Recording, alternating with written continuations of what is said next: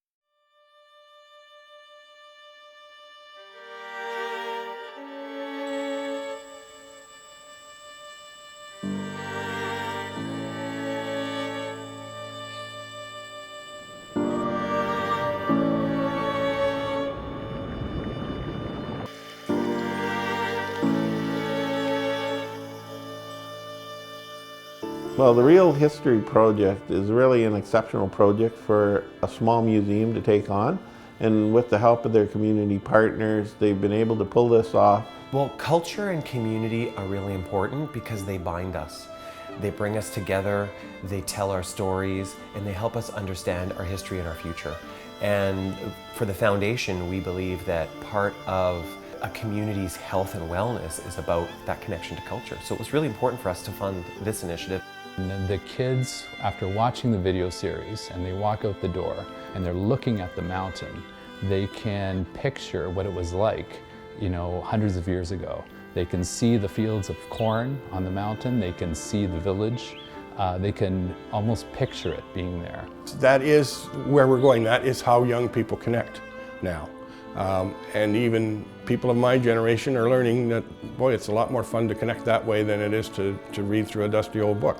I don't know anyone who's seen them that hasn't fallen in love with them and go, what's coming next? And also the other thing is they say, I didn't know that.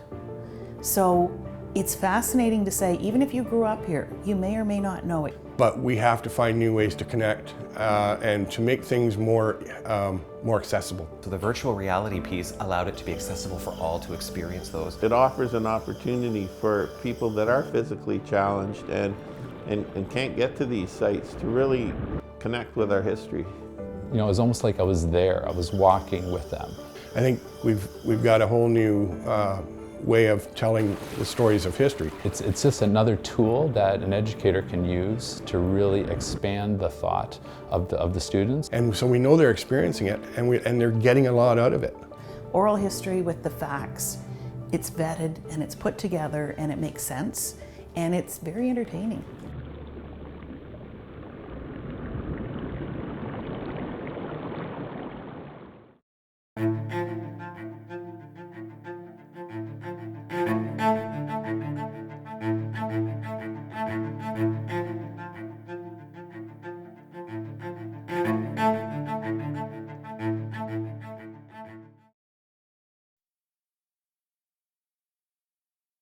Well, welcome everyone. We're live here today, and we're coming to you from the Craigleith Heritage Depot. My name is Andrea Wilson, and I'm the curator here. And we're also here with Monica Norris, who is our museum technician, working diligently in the background. We're also live from the Mountain Goat Studios, where Tom and Tracy Stranad are with us tonight as well. But before we get started, I'd like to begin tonight by recognizing the First Nations, Métis, and Inuit peoples of Canada as traditional stewards of the land. The municipality of the town of the Blue Mountains is located within the boundary of Treaty 18 region of 1818, which is the traditional land of the Anishinaabe, Haudenosaunee, and Wendat, Wyandot, and Wyandot peoples. It's a real pleasure for us to be here tonight. And I have to say, every time I travel across and through the Blue Mountains, I think about the thousands and thousands of years of human history that has occurred here. And tonight we're going to bring to you our natural history. And I'm going to throw it over to Tracy Stranad now, and she's going to introduce our films.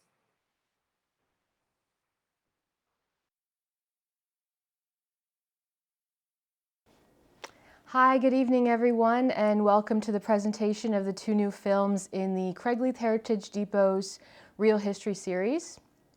Thank you for joining us this evening. My name's Tracy Stranad. I'm the director of the films you're about to watch. So these films, they're only the tip of the iceberg when it comes to the communities and the topics that we explore tonight. And so that being said, the intention of the films are really to inspire more exploration into the subjects and to spark an interest in you. And of course, you can learn more about these topics with the fine folks at the Craigleith Heritage Depot.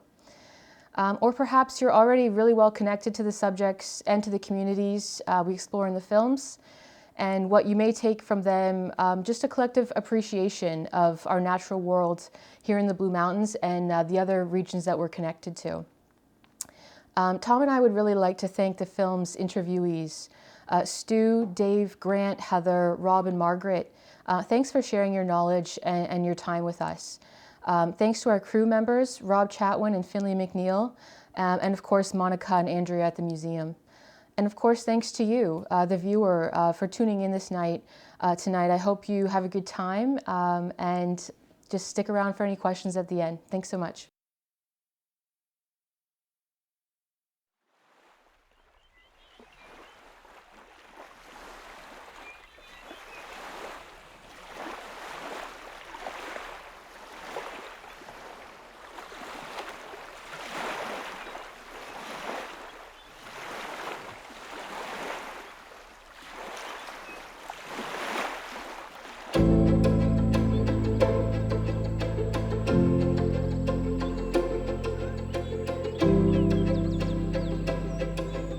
The Niagara Escarpment, one of nature's great masterpieces, as the backbone of southern Ontario.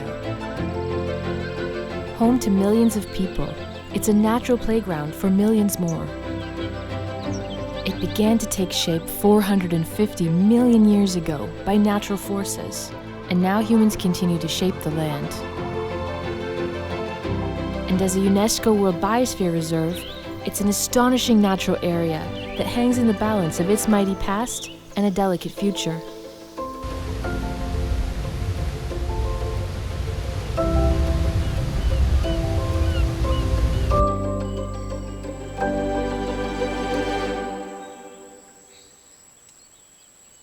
Besides the Great Lakes, the Niagara Escarpment is by far the most prominent topographic feature of southern Ontario, winding and twisting for over 1,000 kilometers through Canada and the United States.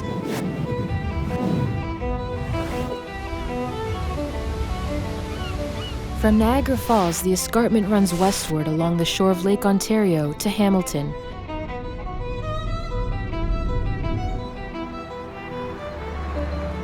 where it turns north towards Lake Huron.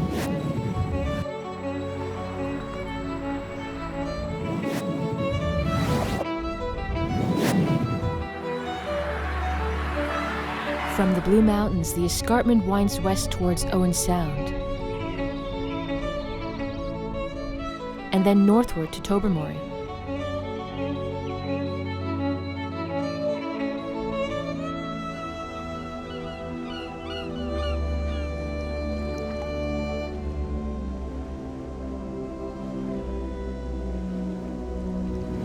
The escarpment then dips under the water at Tobermory until it rises up at Manitoulin Island, disappearing and then reappearing west of Lake Michigan, and finally trailing off through Wisconsin and Illinois.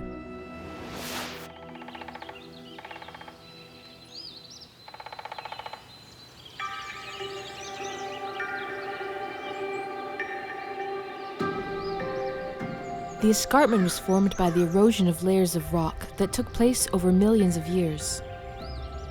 These rocks were formed by layers of sand, clay, and organic matter that have formed distinct layers that make up the escarpment. The bottom layer, the Queenston Shale, started to form about 450 million years ago as an iron-rich muddy delta covered in a warm, shallow sea. As the sea began to rise about 425 million years ago, a deeper ocean emerged where plant and animal life thrived. The calcium-rich remains of these organisms created new layers of rock, such as the sandstone, shale, and limestone that make up the softer middle layers of the escarpment. As the deep sea began to retreat, the magnesium-rich water reacted with the limestone layers, and another layer was formed. This is dolostone, the distinct hard cap rock of the Niagara Escarpment, called the Lockport-Amable Formation. As the soft shale layers underneath the dolostone were carved away by erosion, the cap rock broke off in places, creating the spectacular cliffs and vertical faces along the Niagara Escarpment.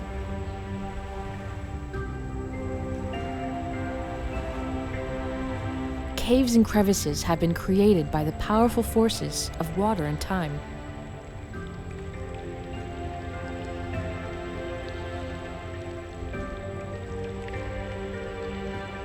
It was the last ice age that caused the most recent geological events on the Niagara Escarpment as recently as 12,000 years ago. The erosion from ice and water shaped the land, such as the U-shaped Beaver Valley. Very few places in the world have an escarpment.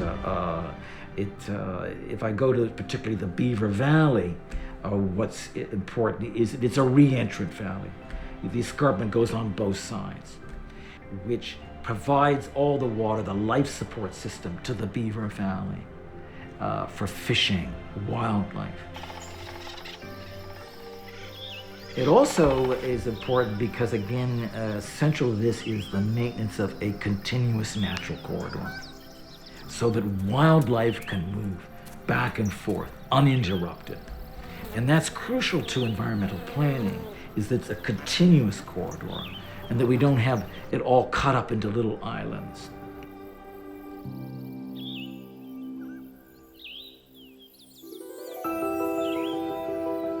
The escarpment's rich biodiversity is supported by a wide range of habitats, like bogs, meadows, sandy beaches, and rocky shores.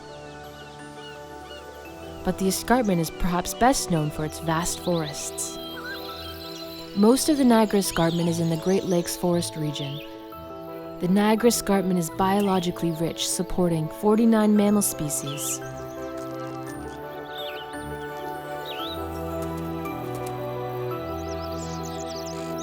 325 bird species, 98 butterfly species, and over 1,000 species of vascular plants.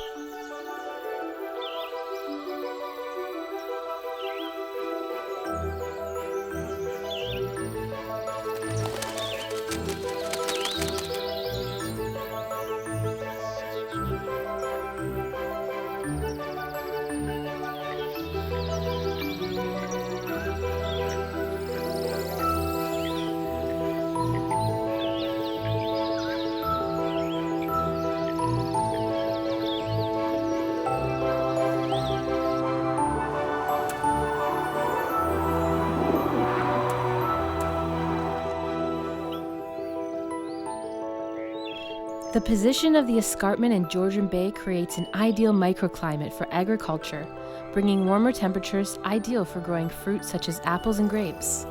The natural buffers we have. That's why it's critical that we save the land here and that the escarpment very much tries to ensure the protection of agricultural land.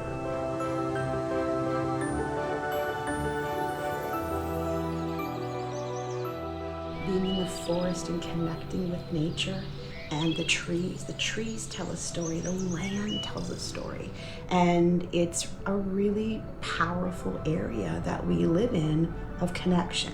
And sometimes I think that in the day and age that we're living in right now, living lives of being untethered, where do we really belong? What draws us here? What is that peace that grounds us in, that creates that connection in that circle? The escarpment means that connection, that wholeness. I remember being so excited and feeling such a connection every time we would get to the top of that hill. And from the top of that hill, it was like the whole world opened up.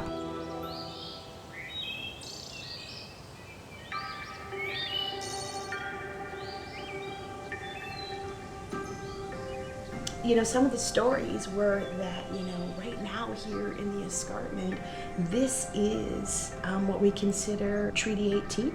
Treaty 18, it encompasses everything here in Collingwood, down over to West Grand Valley, Wasaga Beach, all the way over to Meaford and Thornbury and Owen Sound.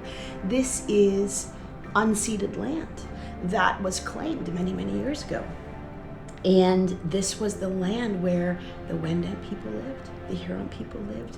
Many peoples lived here, many Indigenous people, but Anishinaabe people lived here. We all lived here and coexisted within those circles. We preserved the land, we respected the land, we respected the animals. We, literally abided by the culture and the ways of ebbing and flowing as one cycle, one circle. And so when the fur trade came about and colonization began to happen, it really truly uprooted and disconnected. We lost that piece, that circle became totally jarred, and we didn't know how to deal with that. So, we reacted in ways of trying to claw back and get back what we had, but it just didn't happen, as history tells its stories. So, for the Wendat, the Huron, and the Anishinaabe people that lived here, all of a sudden, life in the world changed.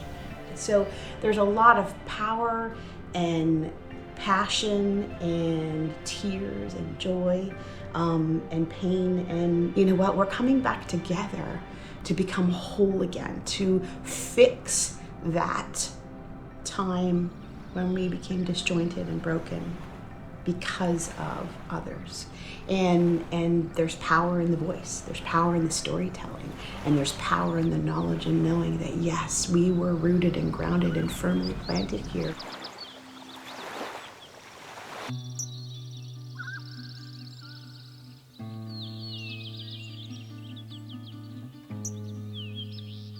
So the Escarpment Plan was passed in 1973. An environmental plan to protect the entire escarpment from Niagara Falls up to Tobermory. And it was cutting-edge legislation at the time. And I don't believe that any government ever since or even the future would probably pass such bold environmental legislation. The Escarpment Plan really had two components. There was the Act, and the Act said, and this is the key component of the Act, that the escarpment should be maintained as a continuous natural and corridor. That's central to the plan, a continuous natural corridor. And that any kind of development should be compatible with that concept and principle. And in 1995, the Escarpment Plan was approved by all three provincial parties. So about 60 years ago, there were a group of people who were naturalists or had an interest in nature, generally around the Hamilton area. And they had already on their own scouted out walking along the escarpment, and then kind of got together and said, hey, wouldn't it be a neat idea if we created a trail all the way up to the top of Tobermory. So what ended up happening is that they made a kind of a committee of people and set up meetings in towns all the way along the way to help get the local populations to be interested in the project. And it took some time to be able to put together a whole continuous trail, but 50 plus years ago it started, and the work is still in progress. But today everybody can walk all 900 kilometers of the Bruce Trail.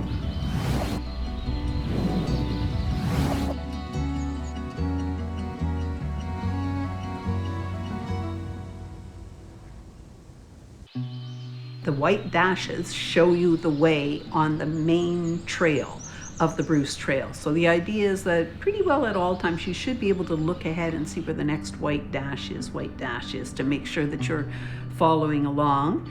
And like I sometimes say to people, you could just go all the way to Tobermory if you just keep following along here.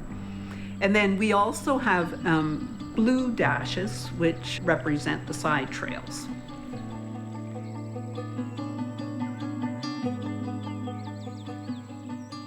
Listen, there's messages, you can hear it. You can hear it in the trees whenever the wind is blowing.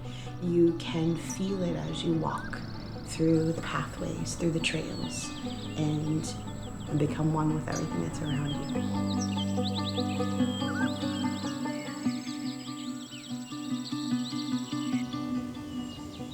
I think the great thing about the Bruce Trail is that what's emerged is an educational programs about the importance of protecting habitat, of the importance of protecting the escarpment. It gives people, obviously a chance to hike and for good health. I think I'm also impressed by their land stewardship program. The Bruce Trail Conservancy is first and foremost a land trust.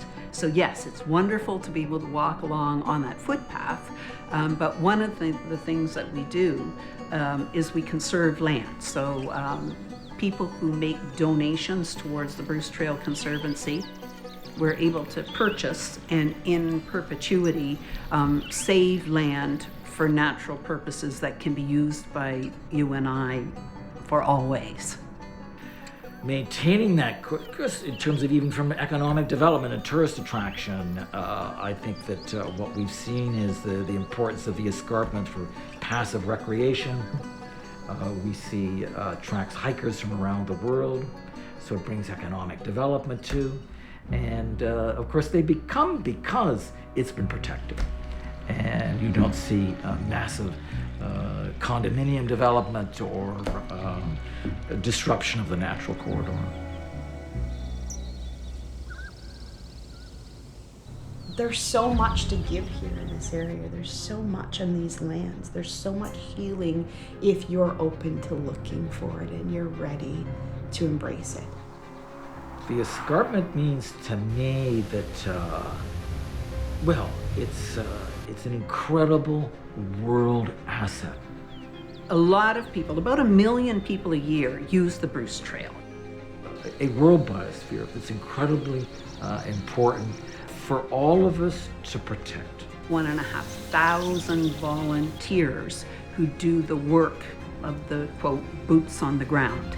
Mining and forest industries and developers wanted to weaken the plan, but we were able to make sure that the plan stayed in place. It's really, truly important for each and every one of us to respect the land that we're on, to teach our children what came about, why this is so precious, what the story was, what the underlying current was for all these people that have lived here and inhabited this world, this land. And we have a duty and a responsibility to ensure that those continuous natural corridors are not undermined or harmed.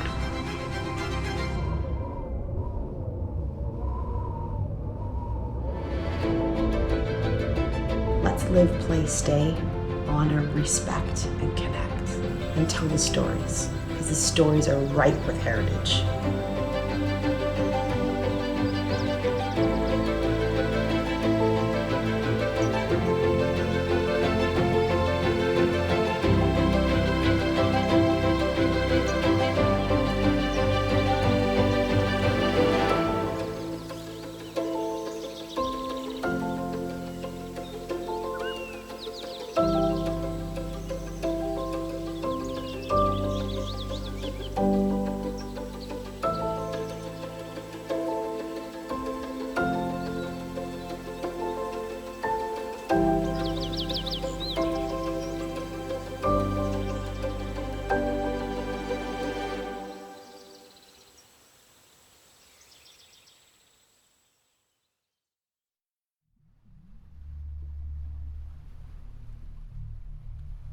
You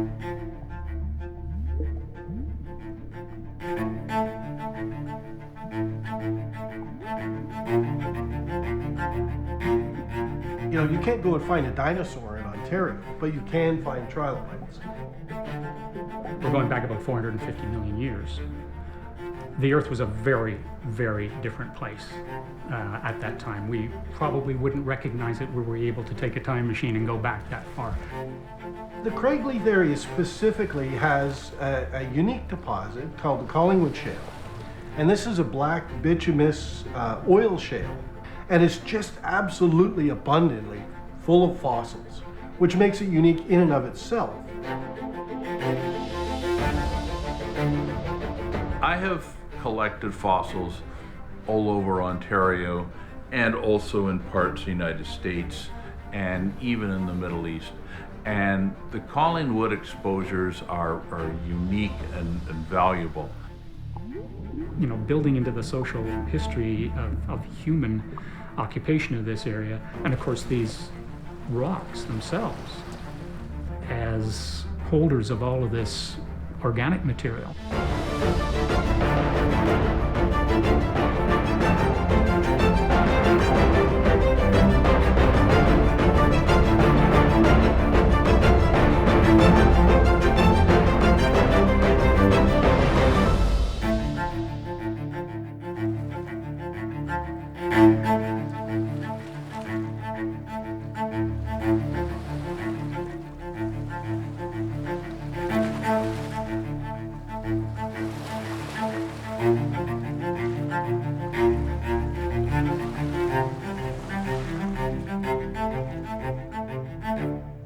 Fossils.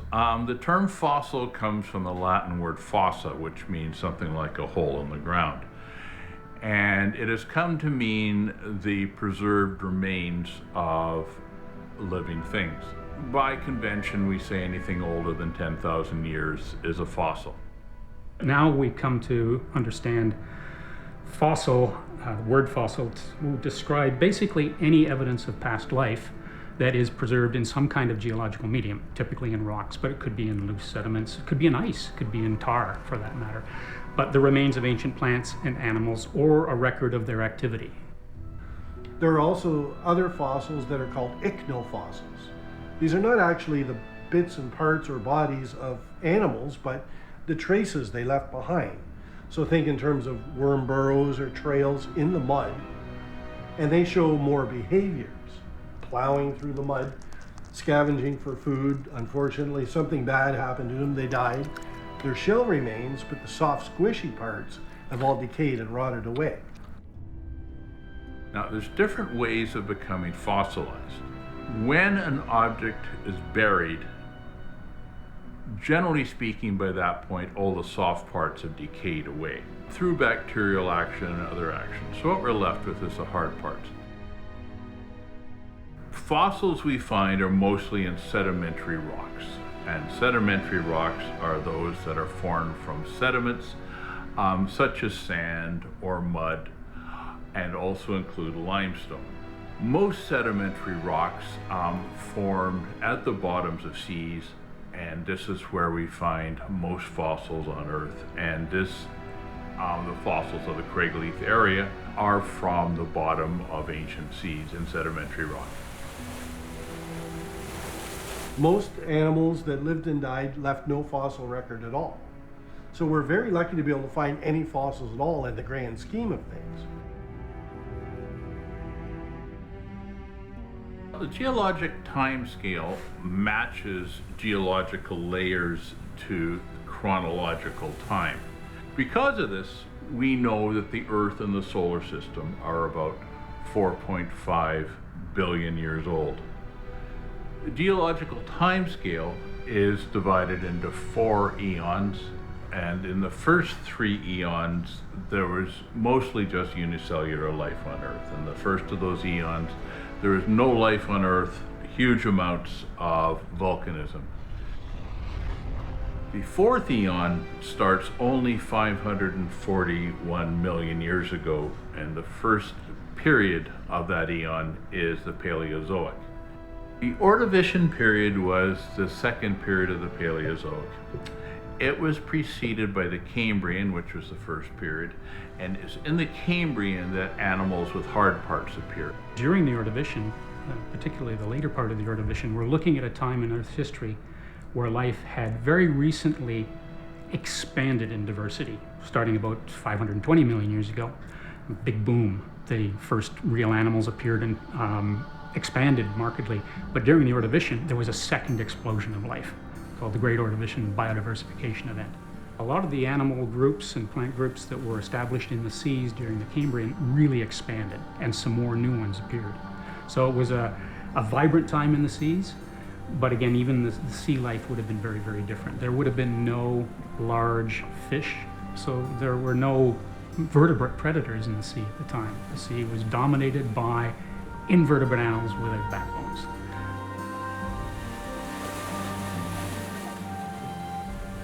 Lots of things were very unfamiliar in many respects.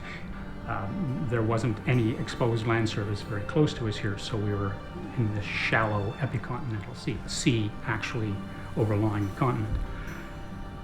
It was much warmer back in the Ordovician period, the late Ordovician period, than it is now.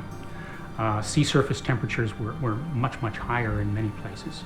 So it was very warm. There wasn't actually much on the surface of the land at this point.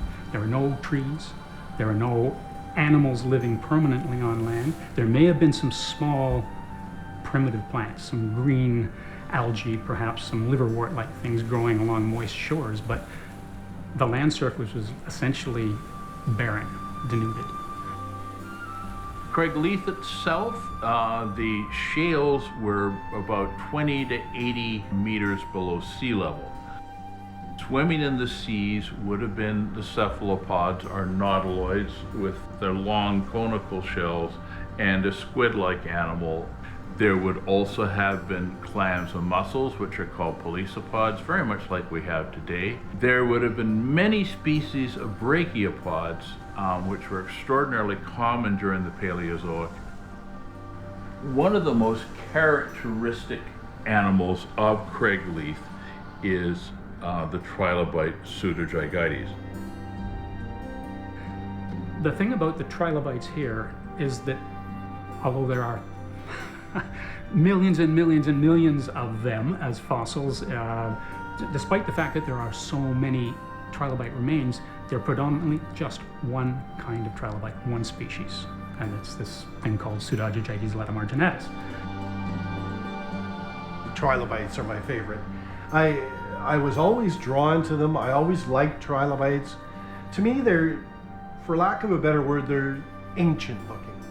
These are things that are really unfamiliar, and there are thousands of species of them. They occur throughout the whole world as well. And they have a long temporal range. They've been on, or they were on Earth from the early Cambrian, and finally went extinct at the end of the Permian period, 350 million years or so. And just a huge variety of shapes and spines and sizes, and they had all sort of living habitats. And when you see them with their antennae and gills and beautifully preserved with all the internal organs, it's almost like they can walk right off the rock. And you can see it's very, very dark, full of bitumen and various other organic material. They're called trilobites because they're divided into three segments. Tri meaning three, and three lobes, trilobites. There's the pygidium, which is the bottom. Think of it as the tail. Now these you'll see by the tens of thousands in the Collingwood Shale. There's the thorax and the cephalon. The cephalon's the head, and there are various other elements within each segment. These are the axial lobes, there's free cheeks and fixed cheeks, librogena, fixogena, and the glabella. These are all pieces of what we call exuvae from the trilobites throughout the Collingwood Shale. What would happen is, as the trilobite grew, it would molt, very much like arthropods do today, any insect or larger arthropods. The glabella would slide forward, the cephalon would crack up, and the trilobite would crawl out through the shell and continue to start growing and regrowing its shell.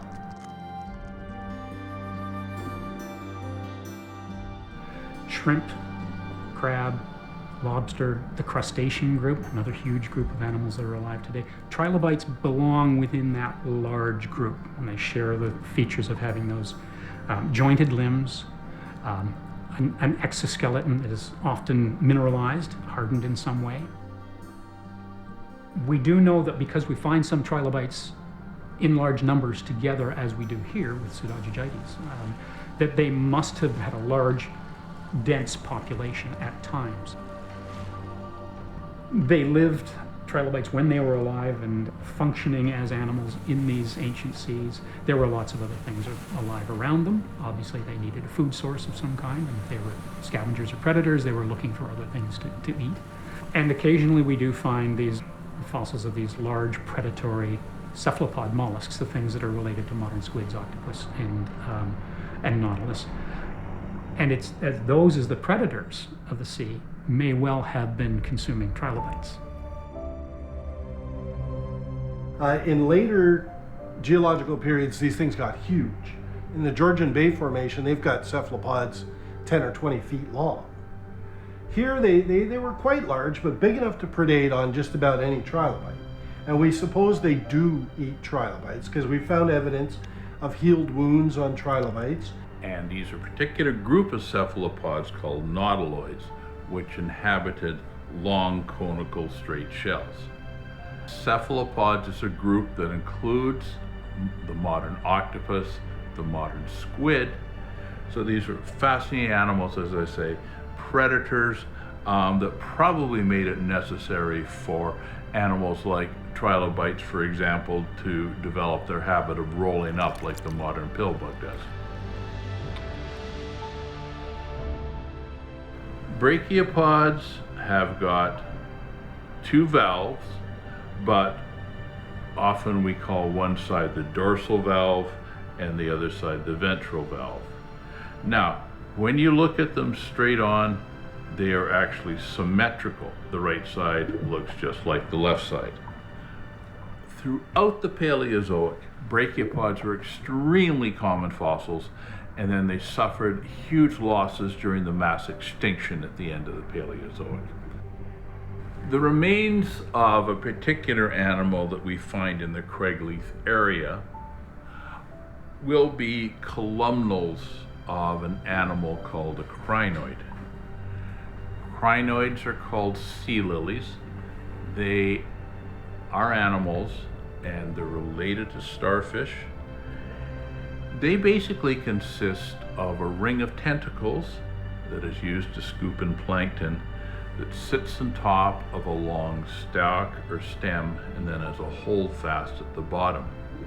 These are all hard parts, but when the animal dies, the membrane that's holding all these parts together disintegrates. So usually with crinoids, what we just find are bits of their exoskeleton. We often find these little discs, which are columnals, and if you look closely at these little discs, you'll often see a 5-pointed star in them. Another fossil that you may find in the Craigleith area are gastropods. Gastropod means stomach foot, and this refers to snails and also slugs. So we can find the fossils of snails. It will be a coiled structure. We often find just internal casts of snails. They're very obviously snails, but the shell isn't there. It's just the internal cast. Another fossil that we find at Craigleith are called graptolites. They look like pencil scratches. If you look at them with a magnifying glass, you can see they've got little cups. These are colonies of floating animals with one individual animal in each one of the little chambers. Now, these animals float in the plankton layer. And the plankton layer is a layer of mostly microscopic single-celled animals, single-celled plants, which float in the plankton layer. They're the basis of the food chain. Plankton's an extraordinarily part of the ecosystem, both in the past and nowadays. Craigleith is unusual in having these conulariids. They are an animal which is quite rare in the fossil record, and yet it lasted for about 230 million years. They basically look like a four-sided pyramid. To me, it looks like stacks of popsicle sticks. These are rods of calcium phosphate. Sometimes we've had soft fossils of these, and these indicate that they stood on the narrow end, and at the wide end they had tentacles. The fact that we cannot interpret these very well shows how science is a continuing process. We're not even sure what they're related to. Our best guess so far is that they're related to jellyfish.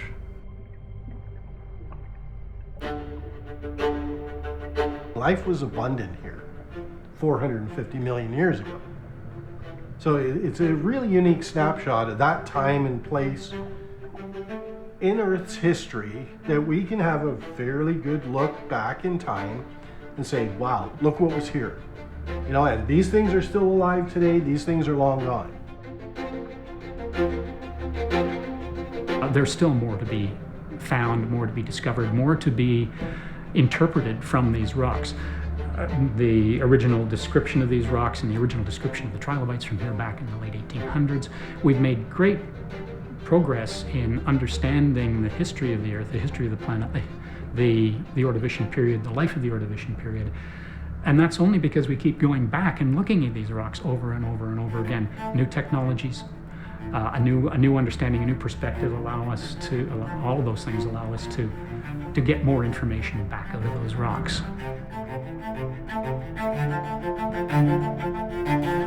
The abundance of easily recognizable pseudogigites in particular remains, and those of other trilobites, is something you won't find anywhere else that I've seen in Ontario. Because the shale is based on such fine-grained mud, it preserves details you won't see elsewhere.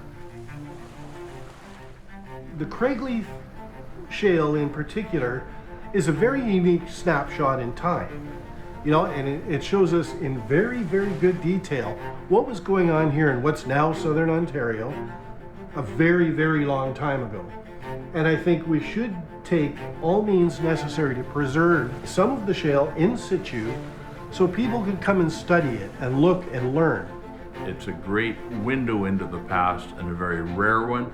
I don't know anywhere else in Ontario, and I imagine there's very few places in the world where you will find such a great fossil resource that's useful for both scientists and general public. It's an ideal teaching resource. There are not many places where you can actually walk on fossil beds like these and see the remnants of this ancient sea community spread out before you.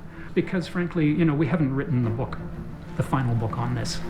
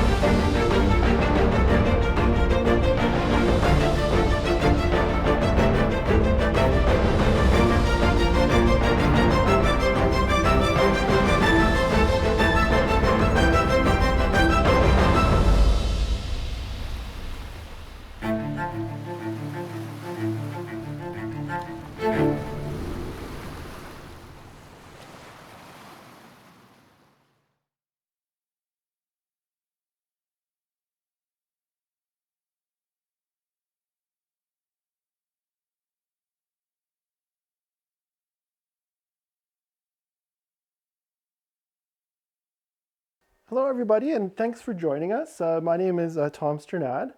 I'm the producer and editor of the film, and Tracy and I are here to do a little bit of a Q&A. So we'll just talk about, you know, some of the making of. We have a few questions that are up, but feel free to type in some more questions. Let us know if you have anything you'd like to know. But one of the questions that showed up was how long did it take to make these films? So essentially we started in December 2019. The writing process started. So Tracy started the research, writing, working with the Craigleith Heritage Depot with Andrea, and with reference materials and creating these scripts. Then the pandemic started. So we had to have a bit of a delay. So then we didn't get to interviews till the summer, till about July. So there's a really good, fruitful time of writing and researching that took place, which was kind of a nice luxury at the end of the day. But then we managed to keep filming from July all the way through till, even just a couple weeks before the launch of these films. So we had a lot of great winter things that we can do. So let me just look, get some more questions coming up here. Okay, so music, great question. So we try to source some really interesting songs. So it is through stock libraries. So it's like Audio Jungle, Premium Beat, and we've actually, we're really happy we've been able to feature some Canadian artists too.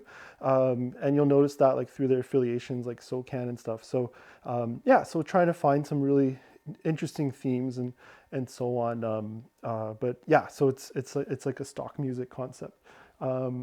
Yeah, then in terms of just another question here, how long does it take in terms of, like post-production once we start finishing? So basically as we're shooting, we're doing, interviews, looking at the interviews, watching them, and we're already editing as it goes. So basically the editing starts from day one filming. And I should mention actually some of the first filming of fossils took place in February. So just kind of pre-pandemic, we did all the fossil filming in February. So that's how it started, which was a really good base to have, a lot of the fossils that you saw. And we'll have another thing too. There's some questions about the fossils and Craigleith and stuff. So I'll leave that with the museum when we get over to Andrea, who will present some stuff about the depot. But I wanted to mention too, in terms of being able to see these films, we put the Vimeo link up. You can rewatch this on the Crowdcast link, so feel free to keep sharing this, and you can rewatch it once the event's done. And those Vimeo links are links to the film, so those will be available. We'll have those up for the next 24 hours at least, and then they'll be posted on the YouTube channel of the Blue Mountains Public Library to rewatch them and keep sharing. So definitely please share, and we really love that as well. So here's another question that just came up here too. Do we use drones, zoom lenses? So yeah, so a lot of aerial imaging for the Escarpment project was done with drone photography. And so the higher shots. We do use some cranes too for some different shots and things too. And then travel with the elevation. So that's the nice thing, you can climb a lot of the escarpment. So yeah, definitely a blend of all of that. So that's perfect. Okay, so I think that's it for the Q&A. And I'll leave some of these questions. We'll keep that conversation going, but let me hand it over to Andrea now.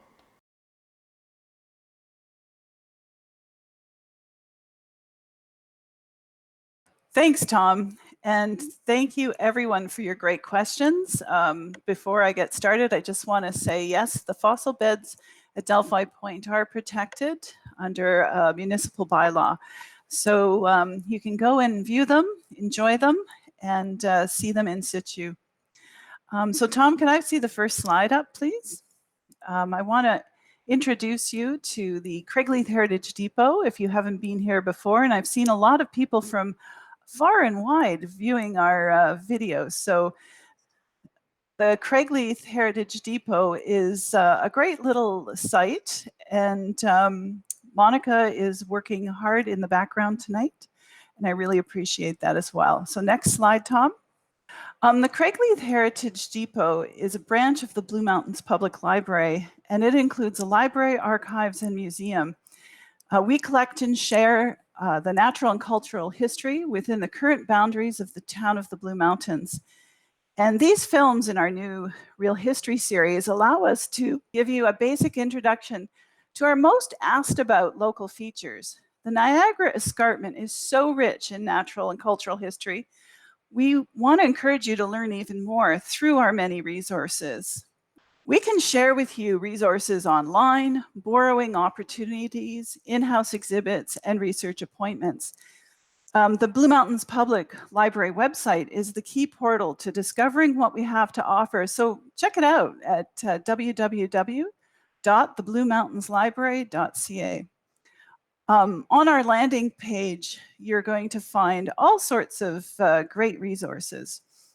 And you can check those out by clicking on our museum and the virtual museum. And what I have in the slide here is an example of our natural heritage online. And this is where you will find the Niagara Escarpment film next week, as well as on our YouTube channel. The Blue Mountain Public Library has a wonderful lending library. So if you have a card from us, or you live in Meaford or South Grey, you can take the books home. But if you're not from here, you can browse our titles and request these books through your own local library. And if the book is non-circulating reference, well, you can make an appointment to visit us and have a look at it, because we've got some great materials. If you're seeking even more detail, you can check out our online resources from the museum, and we've got archival materials like maps, photographs, or even you can check out the books by our local natural historian, Edith Marsh. She donated Pease Marsh, one of our most loved nature areas in our community, and she was both a natural and cultural historian as well as an educator. The museum develops programs to share a love of natural history with all ages. In the late spring, we will be launching the Dorothy Chrysler Bird Club, named after the artist, journalist, and author who was an avid birder. But we also have educates, which we can send out, and we're always developing new programs. So check us out on Facebook, Twitter, Instagram, and YouTube. The geological landscape of the Blue Mountains has provided environments for unique ecosystems to flourish for millions of years, allowing for a rich biological diversity both in the past and the present. Life depended upon the abundance of resources the area holds, and wildlife still does today. Studying ancient life can reveal clues about the Earth's environments, how it's changed over time, and how animals have adapted or not. Today, as we try to manage our environments to make the Earth a more livable place for ourselves, natural history is relevant in continuing our efforts to live in the world we know. Craigleith is a wonderful place to learn about our natural history. From the 450 million years ago until the present, the library has several books on fossils of the area, from general introductions to field guides and scientific publications. So visit us to learn how to train your eye, then take out a book and go exploring. Our museum holds a great selection of natural history specimens, fossils, maps, charts, and exhibits. And I have to give a shout out to the Georgian Bay Photography Club, who's helped us document this collection along with other collections with their talented photographers. And also a shout out to Suzanne Purdy, the museum's first curator, who helped develop the fossil collection. If you are out visiting Delphi Point Park, you will see an outdoor exhibit we created in partnership with the town of the Blue Mountains. Included in the exhibit are replicas from our collection, and it'll give you an in situ examples of what you're going to find as you wander the beach. You can sign up for the Blue Mountain Public Library newsletter on our website in order to keep up with all our upcoming programs. We're planning to have an outdoor fossil event in the late summer, early fall if possible. But you can check out our Fossil Fridays on Facebook and Twitter and look for new materials coming through. I really wish to thank all those involved in making these films. Heather, Rob, Margaret, Grant, Stu, and Dave, you are stars. I want to give special thanks to the Blue Mountain Public Library Board and staff, the amazing team at Mountain Goat Film Company, and most importantly, all the local community members who pitched in with their own money to support the creation of these two films. I want to thank you for joining us today, and we hope a visit to us is in your future, either virtually online, at our outdoor areas or in person when it is safe to do so. I know people want to know what is next and what's coming up. And we do have another film in our future, and we're planning on it now. But I'm going to keep that to myself. I know that's going to, people are going to be really wanting to know what's next, but we do have something coming up and we will announce it. And you'll just need to keep an eye on our space to learn about that. The other thing I really want to do is I want to thank Tom and Tracy Stranad, and I want to give them a little gift tonight. So Tom, if you can give Tracy a little gift that we've presented to her, gives you a little hint of perhaps what our next film will be. But thank you very much for coming tonight. Thank everybody who's joining us and watching us this evening. And keep an eye on this space.